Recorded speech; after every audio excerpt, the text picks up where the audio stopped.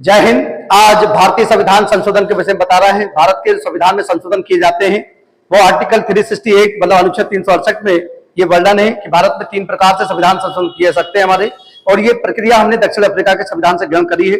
आज मैंने संविधान संशोधन के बारे में बोर्ड पे कुछ लिख रखे हैं, उनको हम संविधान संशोधन कब और कहाँ हुए और क्या कारण रहा है, क्या उसकी विशेषता है, थोड़ा सा हम जाते हैं।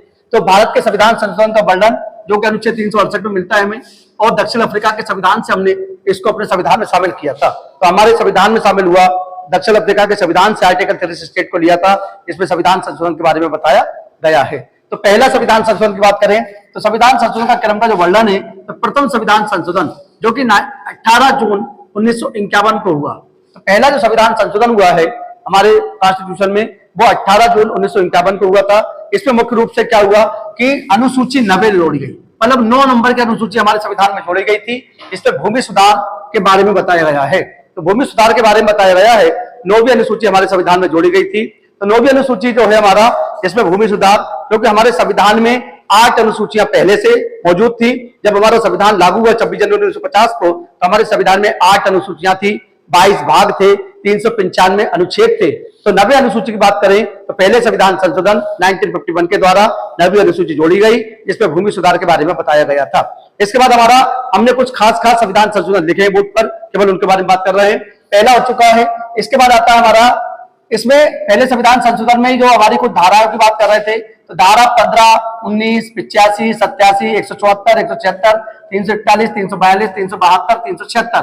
तो प्रथम संविधान संशोधन में जो संशोधन हुए हैं उन धाराओं में संशोधन हुए थे। तो धारा 15, 19, 85, 87, 174, 176, 341, 342, 372, 376 में संशोधित किया गया था। और धारा 31A और धारा 31B मतलब अनुच्छेद 31A और अनुच्छेद 31B को संविधान में जोड़ा गया था। 31A और 31B जो है हमारे ह्यूमन राइट्स के अंतर्गत आते हैं। मौलिक अधिकार, जो मौलिक अधिकार हमारा भाग 3 में वर्णन मिलता है, अनुच्छेद 12 से 35 के बीच में, ये हमारा 31A और 31B को संविधान में शामिल किया गया था प्रथम संविधान संशोधन 1951 के माध्यम से। इसके बाद बात करते हैं अगले संविधान संशोधन की। तो 7वां संविधान संशोधन में लिया है।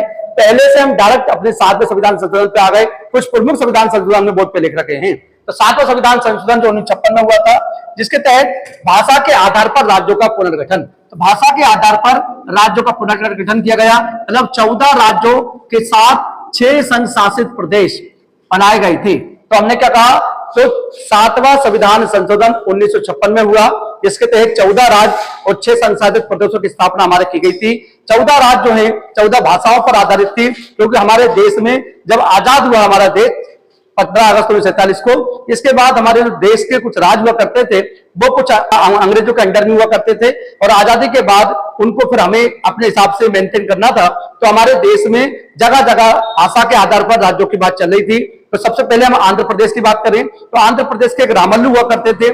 रामल्लू 1952 में भूख हड़ताल पर बैठ गए, अनशन पर बैठ गए थे, और उनका कहना था, उनकी डिमांड थी कि हमें भाषा के आधार पर राज्य का गठन करवाना है, और वो स्टेट था आंध्र प्रदेश। तो तेलुगु भाषा वो चाहते थे आंध्र प्रदेश में, तो वो तेलुगु भाषा चलती है, तो तेलुगु भाषा को आधार बनाकर वो आंध्र प्रदेश पर अपना एक अनशन पर बैठे, और उनकी डिमांड थी कि हमें भाषा के आधार पर हमारा राज्य का गठन किया जाए। लेकिन 56 दिन की भूख हड़ताल के कारण रामल्लू की मृत्यु हो गई, और मृत्यु होने के बाद फिर देश में हाहाकार हुआ। और फिर पंडित जवाहरलाल नेहरू उस टाइम भारत के पहले प्रधानमंत्री थे, तो उन्होंने जल्दबाजी में 1953 में आंध्र प्रदेश को पहला भाषा के आधार पर गठित किया गया, पहला राज्य माना जाता है। तो 1953 में आंध्र प्रदेश पहला गठित हुआ। इसके बाद जब आंध्र प्रदेश बना तो अन्य राज्यों में डिमांड होने लगी, जैसे पंजाब ने कहा पंजाबी भाषा बनाओ, पंजाबी के आधार पर पंजाब बनाओ, मराठी लोगों ने कहा मराठी के आधार पर महाराष्ट्र बनाओ। ऐसे अलग अलग राज्यों में डिमांड उठी, जिससे सरकार ने राज्य पुनर्गठन आयोग बनाया, और उसके अध्यक्ष थे फजल अली। तो राज्य पुनर्गठन आयोग जो है ये राज्यों का पुनर्गठन हो, ऐसे उनका आयोग बनाया गया था। लेकिन राज्य पुनर्गठन आयोग ने स्पष्ट मना किया था कि भाषा के आधार पर राज्यों का गठन नहीं होना चाहिए। लेकिन भारत में अलग अलग डिमांड चल रही थी, इसलिए सरकार लोगों की जनता के हित में उन्होंने फैसला लिया, और भाषा के आधार पर 14 राज्य और 6 संशासित प्रदेश जो है हमारे 7वां संविधान संशोधन सन 1956 के माध्यम से इनको बनाया गया था। ये 7वां संविधान संशोधन कंप्लीट होता है। इसके बाद आते हैं हम लोग अगला 12वां संविधान संशोधन 1962 में हुआ था। इसके तहत संशोधित धारा 240 अनुसूची 1 जो अनुसूची 1 में पुर्तगालियों से अधिग्रहण के परिणाम स्वरूप गोवा व दमन और दीव, मतलब 2 स्टेट ऐसे हमारे गोवा और दमन दीव जहां पर पुर्तगालियों का कब्जा हुआ करता था। पुर्तगाली यात्री जो पहली बार 18 मई 1498 को Vasco D gamma Calicut Kerala आके रुका, तो पुर्तगाल से आने वाला पहला यात्री माना जाता है वास्को डी गामा। तो धीरे धीरे करके वो हमारे देश के गोवा पर और दमन द्वीप पर कब्जा करके बैठ गए थे। जब हमारा देश आजाद हुआ 1947 में तो उनको भगाने का प्रयास किया, लेकिन वो कब्जा हट नहीं रहे थे, इसलिए 1961 में सरकार ने उन पर कार्रवाई करी, जिससे उनको वहां से भगाया गया और गोवा और दमन और दीव को भारत को एक केंद्र शासित प्रदेश के रूप में 12वां संविधान संशोधन 1962 के माध्यम से उसको जोड़ा गया था। तो ऐसे हमारा 12वां संविधान संशोधन कंप्लीट हो गया है। इसके बाद 21वां संविधान संशोधन जो कि 1967 में हुआ था, तारीख बोले तो 10 अप्रैल 1967 को हमारा 21वां संविधान संशोधन हुआ, जिसके तहत संशोधित अनुसूची 8वीं, तो 8वीं अनुसूची जिसमें भाषाओं का वर्णन मिलता है। संविधान में पहले जब 26 जनवरी 50 को 8 अनुसूचियां टोटल थी हमारी, अब वर्तमान में 12 अनुसूचियां हमारी। तो 8वीं अनुसूची में 22 भाषाओं का वर्णन मिलता है। तो 22 भाषाओं की हम बात कर रहे हैं, तो इसमें सिंधी भाषा, अभी वर्तमान में 22 भाषाएं हैं, लेकिन उस टाइम की बात कर रहे हैं 1967 की, अनुसूची 8वीं में सिंधी भाषा को 15वीं भाषा के रूप में दर्जा शामिल किया गया या दर्जा दिया गया। तो 14 भाषाएं तो मैंने बताई थी कि 1956 में 14 राज्यों के साथ 14 भाषाएं स्थापित कर दी गई थी। तो 15वें नंबर की भाषा 21वां संविधान संशोधन 1967 के माध्यम से सिंधी भाषा को 8वीं अनुसूची में रखा गया और हमारे देश की 15वीं भाषा संवैधानिक रूप से कोई बनी है वो है सिंधी भाषा। ऐसे हमारा 21वां संविधान संशोधन समाप्त होता है। फिर आता 22वां संविधान संशोधन जो कि 1969 में हुआ। असम राज्य और से अलग होकर मेघालय राज्य बना, तो असम से अलग होकर मेघालय राज्य बना था वो 22वां संविधान संशोधन 1969 के तहत ये मेघालय राज्य की स्थापना हुई थी। तो किससे मेघालय अलग किससे हुआ है? असम राज्य से। भारत का जो पूर्वी राज्य है असम, वहां से अलग हुआ मेघालय। मेघालय की राजधानी शिलांग, असम की राजधानी है दिसपुर।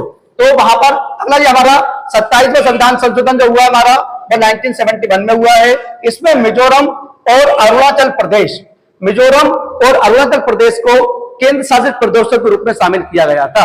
मिजोरम और अरुणाचल प्रदेश को केंद्र शासित प्रदेशों के रूप में शामिल किया गया था, वो हमारा 27वां संविधान संशोधन जो कि 1971 में हुआ था। इसके बाद आता है हमारा 31वां संविधान संशोधन जो कि 1973 में हुआ। लोकसभा के सदस्यों की संख्या 525 से बढ़ाकर 545 कर दी गई थी। तो पहले हमारी लोकसभा की सदस्य संख्या हुआ करती थी वो 525 थी, लेकिन हमारा 31वां संविधान संशोधन 1973 के माध्यम से लोकसभा की जो सदस्य संख्या थी 525 से बढ़ाकर 545 कर दी गई थी। और दूसरा जो केंद्र शासित प्रदेशों की जो 25 पहले लोकसभा की सीटें इसमें 25 हुआ करती थी उसको घटाकर 20 की गई। मतलब पहले लोकसभा की जो सीटें हुआ करती थी केंद्र शासित प्रदेश थे हमारे, उसमें 25 सांसद सीटें हुआ करती थी मेंबर ऑफ पार्लियामेंट की, उसको घटाकर 5 कम कर 20 कर दी गई। तो लोकसभा की सीटें केंद्र प्रदेश की 20 कर दी गई थी। इस संविधान संशोधन में यह काम हुआ था। अगला हमारा 36वां संविधान संशोधन जो 1975 में हुआ। सिक्किम को 22वें नंबर का राज्य का दर्जा मिला। तो सिक्किम हमारा जो क्षेत्रफल की दृष्टि से तो बेसिक गोवा है, लेकिन जनसंख्या की दृष्टि से सबसे छोटा राज्य सिक्किम माना जाता है। सिक्किम को 22वां राज्य इसमें बनाया गया था 36वां संविधान संशोधन 1975 के द्वारा। अगला आता हमारा 42वां संविधान संशोधन जो कि 1976 में हुआ। बड़ा महत्वपूर्ण संविधान संशोधन है हमारा 42वां संविधान संशोधन 76 में, और इसमें बहुत सारे काम हुए। जैसे हमने लिखे का करके का में संविधान की प्रस्तावना, जो हमारी संविधान की प्रस्तावना में 3 शब्द, पहला शब्द समाजवादी, धर्मनिरपेक्ष जिसे हम पथनिरपेक्ष भी कहते हैं, एकता और अखंडता जोड़े गए थे। तो मैंने क्या कहा है 42वां संविधान संशोधन 1976 में हुआ था। इसमें प्रस्तावना 13 दिसंबर 1946 को पंडित जवाहरलाल नेहरू ने उसका प्रारूप हमारे संविधान सभा में रखा था और बाद में वो प्रस्तावना बनकर तैयार हुई। तो उसमें 3 शब्दों को, एक तो हमारा समाजवादी, दूसरा है पंथ निरपेक्ष जिसे हम धर्मनिरपेक्ष भी कहते हैं, और तीसरा शब्द है एकता और अखंडता। ये तीनों शब्दों को प्रस्तावना में जोड़ा गया था 42वां संविधान संशोधन 1976 के माध्यम से। और दूसरा काम क्या हुआ हमारा, खा नंबर का काम, सभी नीति निर्देशक सिद्धांतों को मूल अधिकारों पर सुनिश्चित करने की गई। तो जो सभी हमारे जो नीति निर्देशक सिद्धांत हैं वो भाग 4 में आते हैं और मूल अधिकार भाग 4 का में आते हैं। तो ये सुनिश्चित किया गया था। इस पर गा नंबर की हम बात करें, इसके अंतर्गत सरदार स्वर्ण सिंह समिति की अनुशंसा पर 10 मौलिक कर्तव्यों को संविधान में शामिल किया गया। तो सरदार स्वर्ण सिंह समिति की अनुशंसा पर हमारे संविधान में 10 मौलिक कर्तव्य जोड़े गए थे। ये मौलिक कर्तव्य जो कि हमने रूस के संविधान से लिए थे, जो कि 1976 में हमारे जोड़े गए, लेकिन मूल अधिकार हमारे शुरू से हैं, जब से हमारा संविधान लागू हुआ 26 जनवरी 50 को, लेकिन मौलिक कर्तव्य बाद में जोड़े गए 42वां संविधान संशोधन सन 1976 के द्वारा।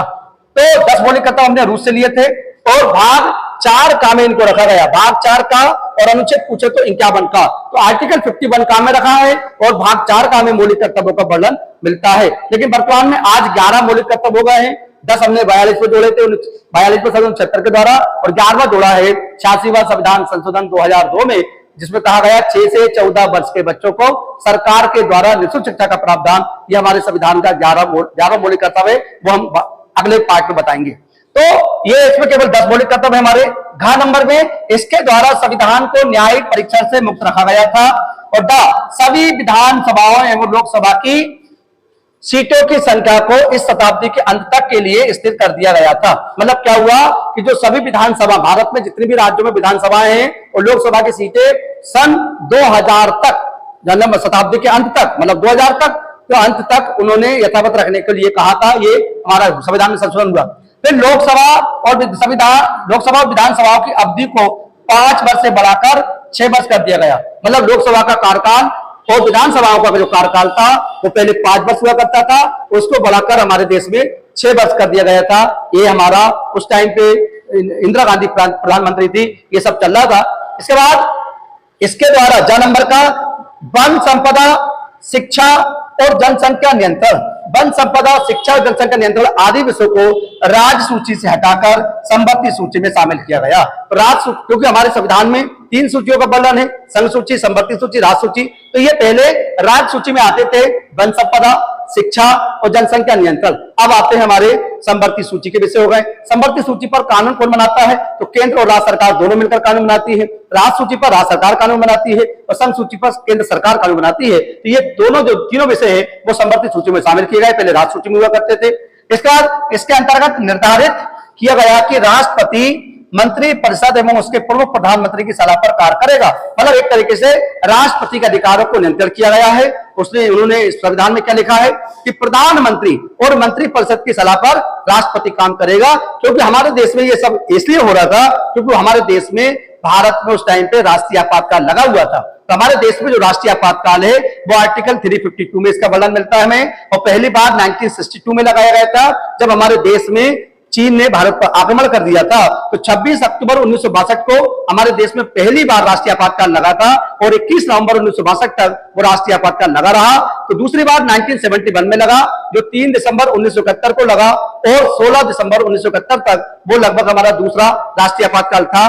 तीसरा आपातकाल जो कि आंतरिक अशांति के कारण हमारे देश में श्रीमती इंदिरा गांधी के कहने पर फखरुद्दीन अली अहमद उस टाइम पे भारत के राष्ट्रपति हुआ करते थे, उनसे राष्ट्रीय आपातकाल की घोषणा करवाई रातों रात। 25 जून 1975 को वो दिन था हमारा, जिस दिन हमारा तीसरी बार आंतरिक अशांति के कारण राष्ट्रीय आपातकाल लगा था। ये हमारा इस शब्द का इंदिरा गांधी या फखरुद्दीन अली अहमद ने दुरुपयोग किया, क्योंकि आंतरिक अशांति का मतलब होता है कि भारत में ऐसी स्थिति पैदा हो जाना कि यहाँ पे दंगा फसाद हो रहा हो, यहाँ पे भारत की स्थिति बहुत खराब हो गई हो, तब हमारे देश में राष्ट्रीय आपातकाल लग सकता था। लेकिन ऐसी स्थिति नहीं थी।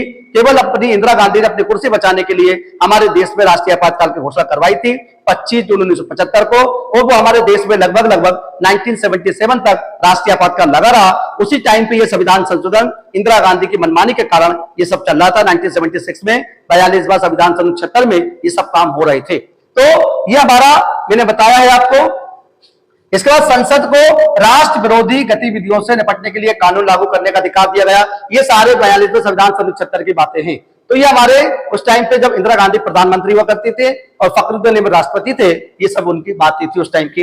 अगला बात करते हैं हमारा 44वें संविधान संशोधन 1978 में हुआ। इसके अंतर्गत जो काम इसमें हुए हैं उसके ये जो काम इसमें बिगड़े हुए हैं वो इसमें सही हुए हैं, क्योंकि इंदिरा गांधी जेल चली गई 1977 में और मोरारजी देसाई भारत के प्रधानमंत्री बन गए। तो जब ये हमारा 44वां संविधान संशोधन 1978 में हुआ तो प्रधानमंत्री कौन थे? मोरारजी देसाई, सबसे बुजुर्ग प्रधानमंत्री 82 वर्ष में बने थे। तो इसके अंतर्गत राष्ट्रीय आपातकाल, जो कि मैं 352 की बात कर रहा था, स्थिति लागू करने के लिए आंतरिक अशांति, इस शब्द का जो इंदिरा गांधी ने और फखरुद्दीन अहमद ने मिलकर इस शब्द का दुरुपयोग किया था, इस शब्द को संविधान से हटा दिया गया। लिखा ना, आंतरिक अशांति के स्थान पर सैन्य विद्रोह का आधार दिया गया। अब क्या होगा? अब सैन्य विद्रोह मतलब हमारे देश में सेना देश के खिलाफ विद्रोह कर देगी, तब हमारे देश में राष्ट्रीय आपातकाल इस शब्द के माध्यम से लगेगा। तो लग रखा गया इसके द्वारा संपत्ति के अधिकार को, जो संपत्ति का अधिकार आर्टिकल 19A को मौलिक अधिकारों से हटाकर विधिक और कानूनी अधिकार बनाकर अनुच्छेद 300 काम में रख दिया गया है। और भाग पूछे तो भाग 12 मतलब क्या हुआ? जो हमारा संपत्ति का अधिकार है जो भाग 3 में है, 12 से 35 के बीच में हमको मिलता है। इसमें एक संपत्ति का अधिकार जो 19A में हमको मिला हुआ था, जो हमें अमेरिका के संविधान से, हमने अमेरिका के संविधान से मौलिक अधिकारों को लिया गया था, उसमें संपत्ति का अधिकार आर्टिकल 19A में वर्णन था हमारा। अब उसको हटाकर 44वां संविधान संशोधन 1978 के द्वारा संपत्ति के मौलिक अधिकार को अब आर्टिकल 300 का में रख दिया गया और भाग 12 में इसको शामिल किया गया था। तो अब वर्तमान में अब मौलिक अधिकार हमारा संपत्ति का अधिकार नहीं रहा है। पहले 7 मौलिक अधिकार थे, अब केवल 6 बचे हुए हैं। आर्टिकल 19A को हटाया और आर्टिकल 300 का में भाग 12 में रखा गया। पहले भाग 3 में 19A था, अब ये हटाकर 300 का में रखा गया। तो ऐसे हमारे संपत्ति का अधिकार को हटा दिया गया है। फिर हमारा लोकसभा और विधानसभा की अवधि को 6 वर्ष से घटाकर 5 वर्ष किया गया। तो पहले मैंने कहा था, पहले हमारा लोकसभा विधानसभा कार्यकाल 5 वर्ष हुआ करता था, लेकिन 42 से 69 के द्वारा 6 वर्ष कर दिया गया था इंदिरा गांधी शासनकाल में। फिर उसको वापस वही पुनः लेके आए, 6 वर्ष से घटाकर 5 वर्ष कर दिया गया। ऐसे किया गया। और उच्चतम न्यायालय जो सुप्रीम कोर्ट है हमारा, उच्चतम न्यायालय को राष्ट्रपति एवं उपराष्ट्रपति के जो विवादित होते हैं, चुनाव के विवाद होते हैं, निर्वाचन का विवाद होता है, संबंधी विवादों को हल करने का अधिकारिता प्रदान की गई। मतलब सुप्रीम कोर्ट जो है, सर्वोच्च न्यायालय के जो मुख्य न्यायाधीश है, वो राष्ट्रपति और उपराष्ट्रपति के जो निर्वाचन संबंधी विवाद होंगे उनको हल करने की प्राथमिकता सुप्रीम कोर्ट को दी गई। ये 44वां संविधान संशोधन 1978 के द्वारा ये काम हुआ था। तो ये भी खत्म हो गया। फिर आता हमारा 52वां संविधान संशोधन 1985 में हुआ। इसके अंतर्गत अनुसूची 10 जोड़ी गई थी और इसमें दल बदल पर प्रतिबंध लगाया गया। लेकिन 1/3 सदस्य अपना एक अलग दल बना सकते हैं, उन पर अयोग्यता नहीं मानी जाएगी। मतलब क्या हुआ? 52वां संविधान संशोधन 1985 के द्वारा, जब उस टाइम पे भारत के प्रधानमंत्री राजीव गांधी हुआ करते थे, उस टाइम पे एक हमारा संविधान में संशोधन हुआ 52 1985 में हुआ।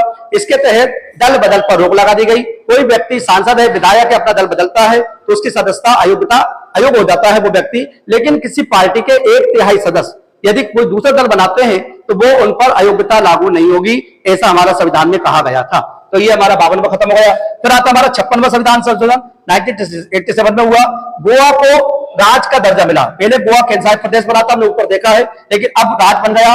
25वां राज्य बनाया गया था गोवा, तथा दमन एवं दीप को केंद्र शासित प्रदेश ही रखा गया। तो मतलब गोवा को राज्य बना दिया गया है, 25वें नंबर का राज्य बना गोवा। क्षेत्रफल की दृष्टि से भारत का सबसे छोटा राज्य गोवा, लेकिन दमन एवं दीप को केंद्र शासित प्रदेश के रूप में ही रखा गया था। फिर आता हमारा 61वां संविधान संशोधन 1989 में हुआ था। मतदान डालने की जो उम्र है वो 21 वर्ष से घटाकर 18 वर्ष की गई थी और पीएम उस टाइम राजीव गांधी हुआ करते थे। तो 61वां संविधान संशोधन 1989 के द्वारा मतदान डालने की जो उम्र है वो 21 वर्ष से घटाकर 18 वर्ष की गई और उस टाइम प्रधानमंत्री थे राजीव गांधी जी। अगला आता है हमारा लास्ट 69वां संविधान संशोधन 1991 में हुआ।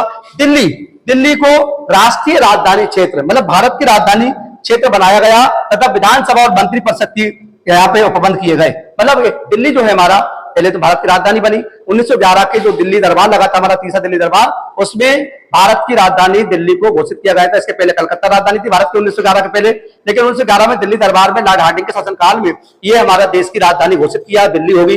लेकिन उसको संवैधानिक रूप से कब दर्जा मिला? तो 69वां संविधान संशोधन 1991 के द्वारा भारत की राजधानी दिल्ली को एक संशासित प्रदेश के रूप में उसको रखा गया और वहां पे विधानसभा और मंत्रिपरिषद का उपबंध किया गया है। ये हमारे 69वां संविधान संशोधन 1991 का उपबंध होता है। ये पार्ट 1 है हमारा। इसके बाद अगला पार्ट 2 बनाएंगे जिसमें और बाकी संविधान संशोधन बचे हुए हैं वो हम बताएंगे आपको। यदि आपको ये वीडियो पसंद आया हो, लाइक करिए, शेयर करिए, सब्सक्राइब करिए। यदि आप स्क्रीनशॉट लेना चाहते हो तो ले सकते हैं।